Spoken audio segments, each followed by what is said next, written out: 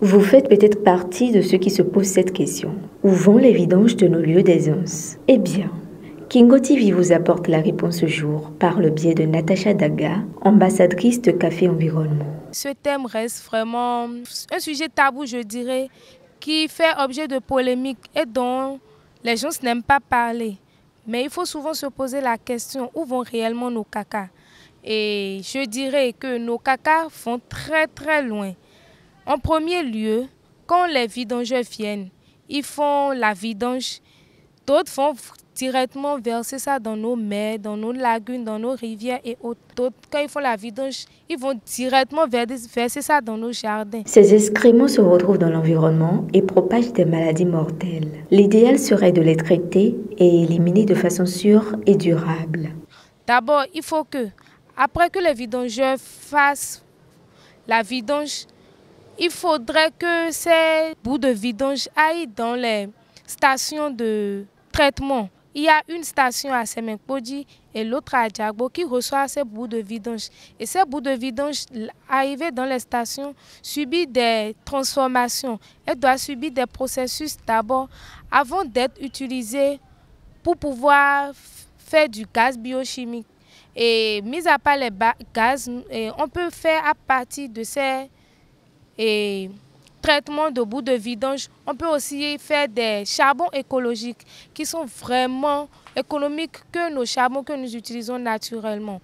Et ces bouts de vidange aussi, après les traitements suivis, peuvent aussi servir d'engrais chimiques. Mais dans nos villes ou villages, le constat fait est amer. Chez plusieurs Béninois, l'assainissement est inexistant ou inefficace. Tout au long du mois, j'ai eu à faire des séances de restitution. J'ai parcouru à Kassato, Sinvier, et le campus, et Lokossa, Komé.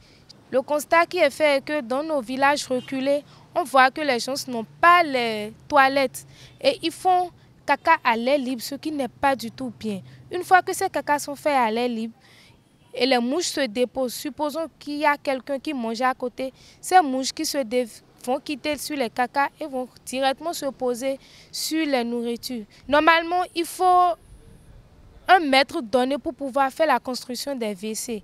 C'est minimum 10 mètres. Mais on constate que des gens font même à 35 mètres, 25 mètres pour que les générations futures, les petits-fils, arrière-petits-fils puissent les utiliser.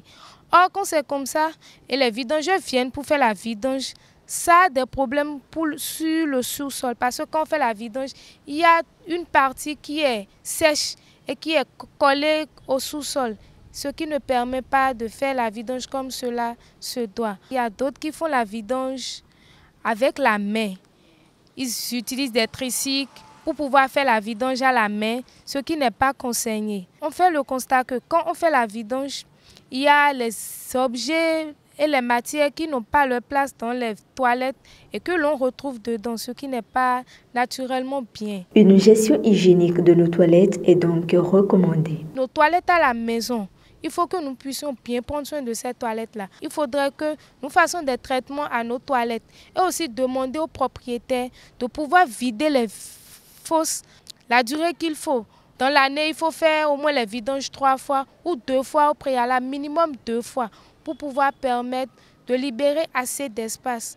Pour atteindre les objectifs de développement durable, gouvernement et population sont exhortés. J'exhorte beaucoup la population à prendre les dispositions nécessaires pour pouvoir pallier à ce problème qui sévit dans la nature. Et mis à part ça, j'exhorte aussi le gouvernement béninois d'aller sillonner les zones et de voir les zones reculer.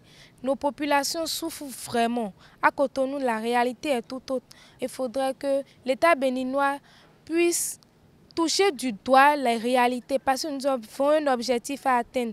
Dans 8 ans, l'objectif des ODD doit être atteint. Et cela ne peut être possible si nous n'apportons pas chacun tous notre pied à l'édifice. Avantageux sur certains plans, les déchets humains peuvent être énormément nuisibles à la santé et à l'environnement. Il faut donc réduire ces impacts en améliorant leur gestion.